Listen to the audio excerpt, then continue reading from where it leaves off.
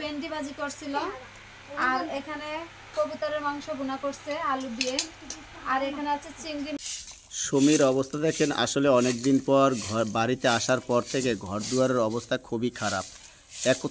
এতটা খারাপ যে কি বলবো। দেখেন অবস্থা, আমি পুরোটা আপনাদের দেখাচ্ছি। ঘরের দুয়ারের অবস্থা দেখেন, এরকম যদি একটা ঘরের দুয়ারের অবস্থা হয় তাহলে কেমন লাগে বলেন। আসলে আমরা গ্রামের বাড়িতে থাকি না, তাই বিদায় কিন্তু এই অবস্থা আমাদের। অনেক ধুলা আর ময়লা, এখানে ঝাড়ু দেওয়ার মতন আসলে কেউই থাকে না, এই জন্য ঝাড়ুটা দিতে পারি না। বাড়িতে এসে দেখেন অনেকটাই ব্যস্ত। দেখেন, দেখছেন এটা হলো আমার আর কি মেজো ভাইয়ের পাকের ঘর।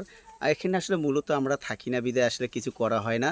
দেখেন আমাদের ঘর কিন্তু ওই যে এইটা হলো আমার ঘর, এইটা হলো আমার বিল্ডিং, সুমি এবং আমার বিল্ডিং এইটা।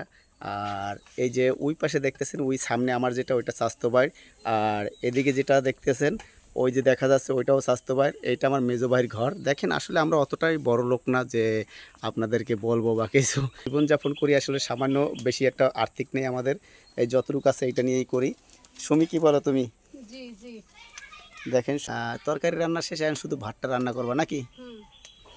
হ্যাঁ জি।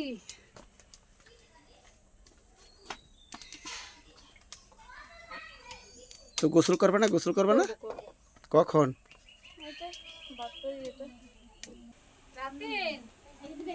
তুমি খাইতে সব আজকে এই যে মেজো বাসুরের বাসায় দুপুরের খাবার খাওয়া হচ্ছে। আর এখানে কি কি রান্না করছিল ভাবি, সব জিনিসটা আপনাদের সাথে শেয়ার করব। এখানে এই যে ভেন্ডি ভাজি করছিল, আর এখানে কবুতরের মাংস ভুনা করছে আলু দিয়ে, আর এখানে আছে চিংড়ি মাছ আর লতি, কচুর লতি আর কি। এই দিয়ে আজকে আমাদের দুপুরের মেনু।